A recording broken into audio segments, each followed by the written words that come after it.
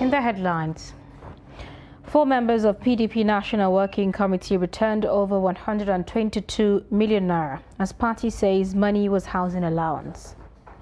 1 killed, scores of farmers abducted in new attacks as armed bandits imposed 12 million naira levies on farming communities in Kaduna.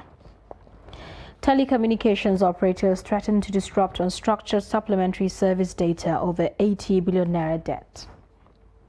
And 23 killed, 28 injured in Russian missile attack in southern Ukraine. Hello and welcome to Trust TV News Update. I'm Zainab Bala.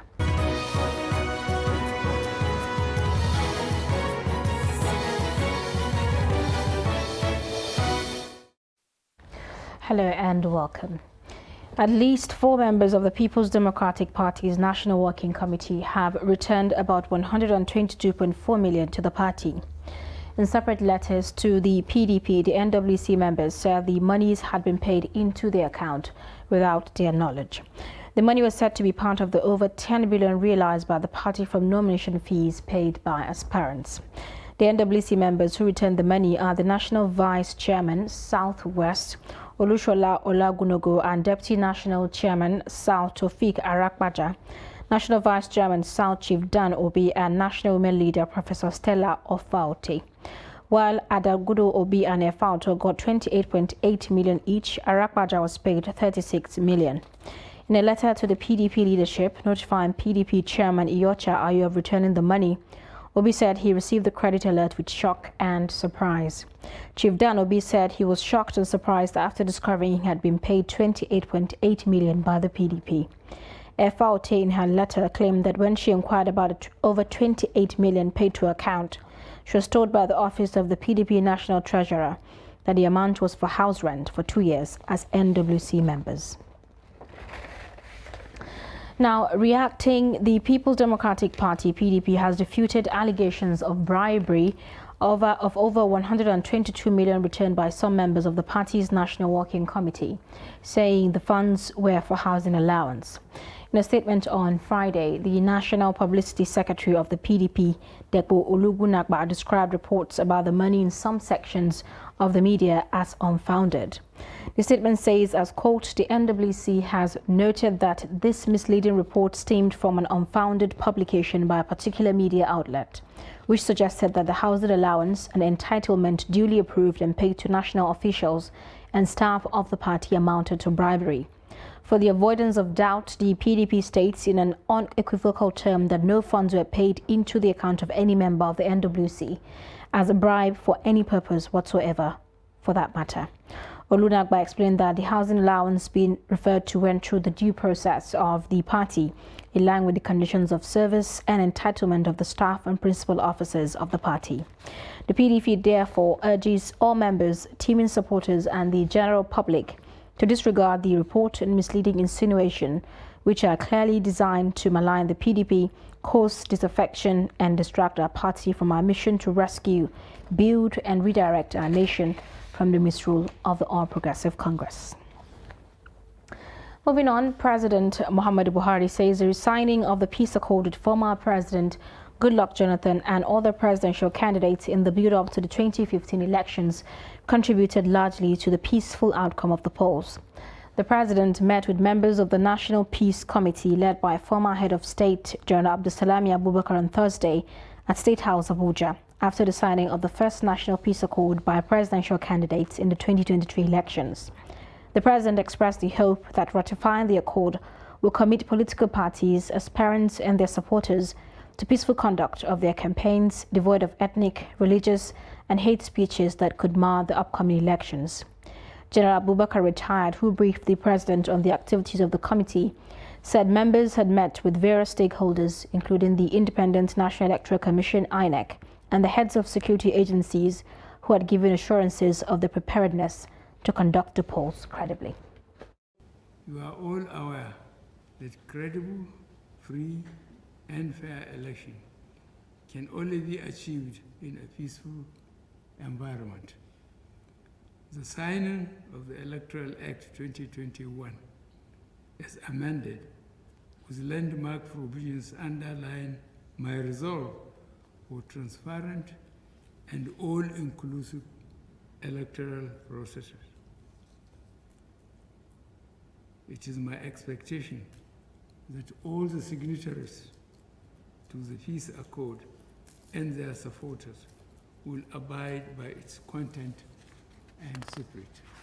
Unfortunately, nothing much can be done except educating our people. Is the issue of vote buying. It's a menace, not only in Nigeria, in most of the developing countries. You can see where vote buying is becoming rampant.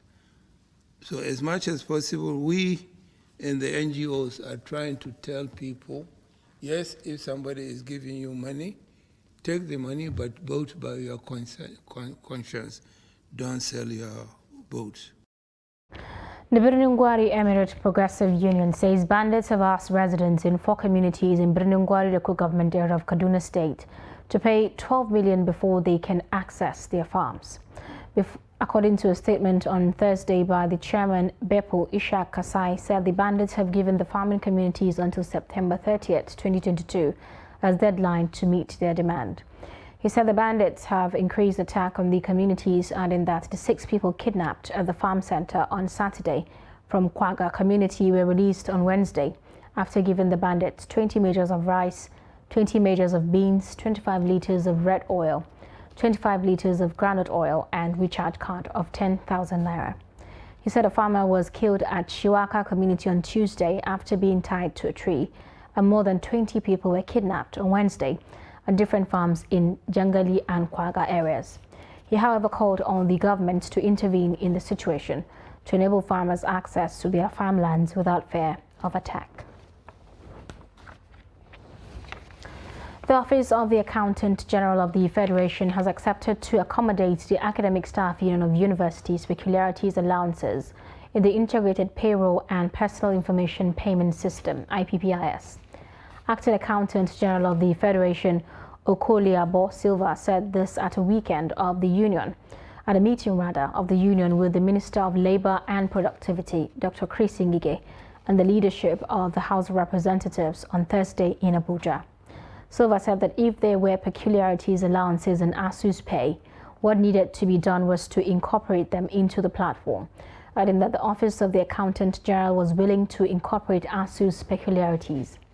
Meanwhile, National Information Technology Development Agency, NITDA, has restated that the University Transparency and Accountability Solution, UTAS, the Integrated Payroll and Personal Information System, and the Peculiar Personal Payroll System failed integrity test conducted by the agency.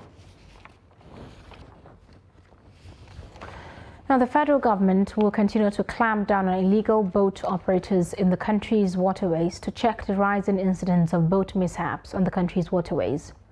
Managing Director of the National Inland Waterways Authority, George Mogalu, revealed this on Thursday while briefing newsmen at State House, Abuja. Kainde Amodu reports. Government has opened over 3,800 waterways across the country, which means the traffic on the waters has increased significantly, and so have boat incidents. Boat mishaps could be attributed to mechanical and natural factors, such as turbulent weather and wreckages along water routes, but most often human factors are responsible for the incidents. Somebody refuses to use the registered jetties and goes to a shoreline, parks his boat, convinces people to enter the boat without wearing life jacket, without being properly kitted, and enters the waterway and runs into trouble. It's human error. If the captain of the vessel is not properly trained, it's human error. If they use unserviceable boats, these are human error. If they are in drunken state, these are human error.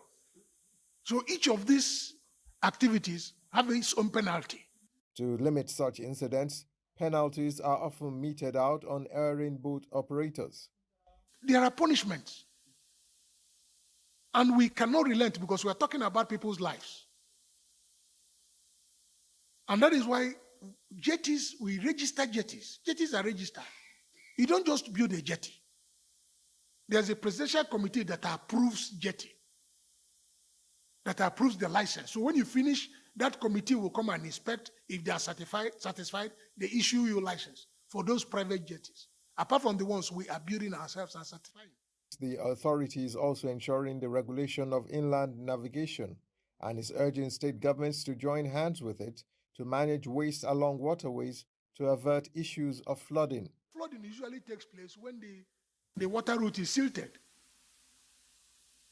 When the water route is silted, the only way you can remove that, because if it's silted, water will now keep expanding instead of following a channel.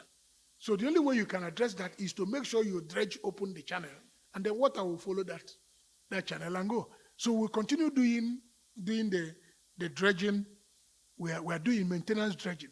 One thing we must understand is that capital dredging is one expensive business. The National Inland Waterways Authority has taken some big steps ever since George Moghalu assumed office as managing director. These include the acquisition of maintenance dredges, deepening of regular hydrographic surveys of waterways, and the development of a wrecks removal master plan. Also topping achievements is the concession of the Onitsha River Port, as well as development of necessary infrastructure for the facility. From State House, Abuja, Kehinde Amodu, Trust TV News. You're watching Trust TV News Update. Coming up. Ancient buildings that survive in post-independence era. Details of this story after the break. Stay with us.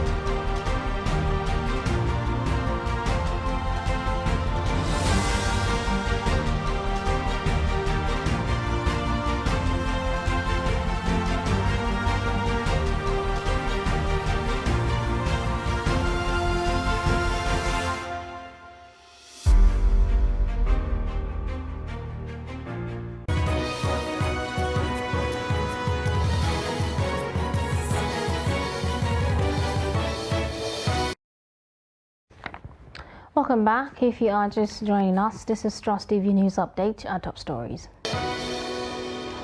4 members of PDP National Working Committee returned over 122 million naira as party insists money is housing allowance. 1 killed, scores of farmers abducted in new attacks as armed bandits imposed 12 million naira levies on farming communities in Kaduna.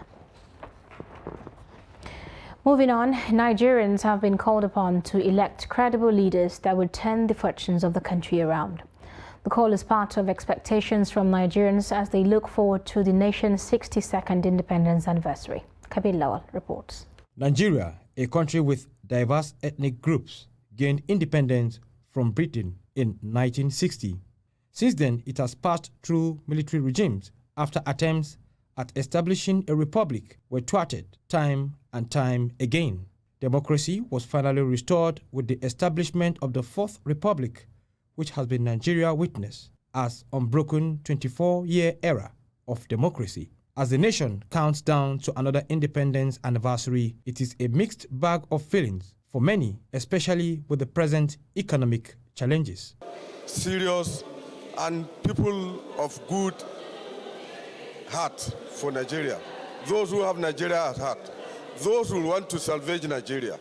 These are the kind of people, if we are able to vote them in, I think we will no longer be suffering Nigerians.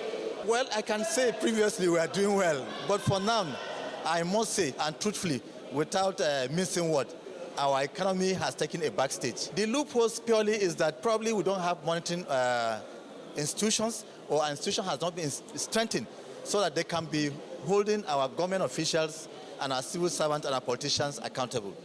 Proud to today, many believed that the country fared better in yesteryears, especially in the areas like the economy, security, and provision of social amenities. To them, Nigeria as presently constituted is working for a few Nigeria. But how true is that assertion? If you look at what constitutes nation building and economic development, there are majorly three things: human capital, innovations, and intellectual property. And these three key things had not been tapped in Nigeria. We're not doing well because we have every reason to do well, but we need managers of the economy to make it work. If we have poor managers, just like any company, if you have a poor management, it will die. That's what's happening to our economy. Our managers of the economy are not good, and it's showing on the inflation rates that we're seeing on a daily basis. It's very, very unfortunate. For me, Nigeria is as old as 62 years without electricity, 62 years without security, 62 years without cohesion, understanding, and unity. It's very, very unfortunate. People's concern is that credible political actors be given the opportunity to contribute their quota to the upliftment of democracy at the leadership level, especially as the 2023 elections draw nearer. Kabir Lawal, Trust TV News, Abuja. Katsina is one of the educationally advantaged states in northern Nigeria, owing its status as host to one of the premier institutions in the country. The Katsina Teachers Training College, established in 1921 by the British government. The college was officially opened in 1922 by Sir Hugh Clifford, who was then Governor General of Nigeria.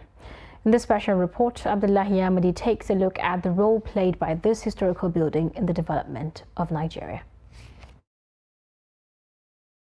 This building is the institution that produced a great percentage of northern leaders such as the Sardauna of Sokoto, Sir Ahmadu Bello, Sir Abubakar Tafawa Balewa, Sir Kashim Ibrahim, and the host of many others. Katsina Teachers Training College, located in the heart of Katsina, nurtured all the prominent and famous leaders of northern Nigeria. This cut across administrative and political leaders who steered the ship of leadership before and even after the independence of Nigeria. The purpose of establishing the college was to provide teachers for the then middle schools. In each province, there was a middle school. This middle school is partly primary, is partly secondary. Up till today, there is the chair and the desk of the first principal of the college, Sir G.A.J. Vatman, as well as the pictures of the first set of students of the college. It was the only secondary school in the whole northern region. So most of the first leadership in the political arena, people like Tafawa Balewa, people like Sardauna, people like Makamu Bida, Isa Kaita, and so on. All their names are here. They all passed through that college. And they were the first political leaders of the northern region. And because it was the only college, it united the whole north. It stands to reason that the history of Nigeria and the north in particular is incomplete without a mention of the famous Katsina College. Today, this building houses national monuments and many historical artifacts which are found inside. Enrollment of 50 students throughout northern Nigeria, that is from Kwara down to Maiduguri. Only 50 students were selected to attend this college, to start the college. All the teaching staff during that time were Europeans. They came from England. In addition to being a custodian that advanced the development of Western civilization, Katsina is the home to first Islamic university in West Africa, established over 670 years ago. Starting out as a mosque, the institution was transformed into the Gobaro Islamic University, affiliated to the Islamic University in Timbuktu, Mali. That university produced very famous Islamic scholars whose fame is still being respected all over the Muslim world, including three great ones. First, there was Sheikh Mohammed Al-Kashnawi Al-Fulani, who was a Fulani man, who traveled to Saudi Arabia. On his way back, stayed in Cairo, taught people of Cairo, and even wrote a book which is available at Al-Azhar University. These two educational establishments have not only cemented Katsina's place as a historical educational reference, but has also crowned Katsina as a center of learning and civilization in both Western and Islamic education. Abdullahi Ismayamadi, Trust Television News, Katsina. Telecom operators under the aegis of the Association of Licensed Telecom Operators of Nigeria have threatened to withdraw the unstructured supplementary service data that they offer to banks following an accumulated debt amounting to over 80 billion owed the operators by the banks. The Chairman Association of Licensed Telecommunications Operators of Nigeria, Benga Adebayo, revealed this in Lagos on Thursday, warning that telcos may disconnect service to defaulting banks. According to him, the last option left for telcos was to withdraw the service, which the banks had been benefiting from without settling their own part of the agreement. Adebayo said while some banks have responded and are making payments, others have remained unconcerned. Nigerian government is on the verge of strengthening its trade and investments relations with the Kingdom of Saudi Arabia through a newly registered Chamber of Commerce, Industry, Mines and Agriculture. The development came to the fore at formal presentation of certificate of the Chamber to the Minister of Information and Culture, Lai Mohammed. Trust TV Shafiu Suleiman reports. Though the bilateral relationship between the two countries largely revolves around Hajj and Umrah, with Nigeria producing one of the largest contingents to the annual pilgrimage, Nigeria's trade volume with the Kingdom of Saudi Arabia, currently standing at $5 million, considered abysmally low and informal. Our businesses have been unable to capitalize on such opportunities due to lack of an organized, reliable, safe, and very secure private sector platform like a Chamber of Commerce. For example, apart from the billions of dollars of soft Sharia-compliant facilities we could have accessed via the Saudi Fund for Development or the Saudi Export Program, many high-profile and rich Saudi individuals and companies have been very disappointed in their attempt to set up in Nigeria. The Nigerian government is now set to leverage on the joint chamber to accelerate its trade and investments relations in key areas with the global oil-producing giant to improve its economy. One of the objectives is to increase the official volume of trade between the two countries, and also to reduce that trust deficit between Nigeria businessmen and the Saudi Arabian businessmen, between Nigerian businesses and the Saudi businesses. The anticipated improved relationship between the two countries, which is paving way for the visitation of a 60-man delegation from Saudi Arabia, is also expected to remove existing hindrances and trust deficit, undermining bilateral trade relations among the two countries. Shafiu Suleiman, Trust TV News, Abuja. And on the foreign scene, at least 23 people killed, many others injured when missiles slammed into a car market in southern Ukraine on Friday. The missiles, which hit a convoy of civilian vehicles, left bloodied bodies strewn across the ground, and attack local officials blamed on Russia. The convoy had been assembling at the car market on the edge of the city of Zaporizhia, preparing to leave Ukrainian territory when the missile hit, Police Colonel Sergei Ormov, head of the explosive disposal unit of the Zaporizhia, said the market was hit by 3 S-300 missiles. Russia, which invaded Ukraine on February 24th, has denied deliberately attacking civilians. Vladimir Rogov, an official in the Russian-installed administration in the Zaporizhia region, blamed the attack on Ukrainian forces. Coronavirus vaccination will not be mandatory for fans willing to attend the World Cup in Qatar, the Gulf state said on Thursday. Players and match officials may be forced into a secure biobubble if COVID-19 cases rises, although the Health Ministry said those who breach secure environment risk expulsion from the Mondial.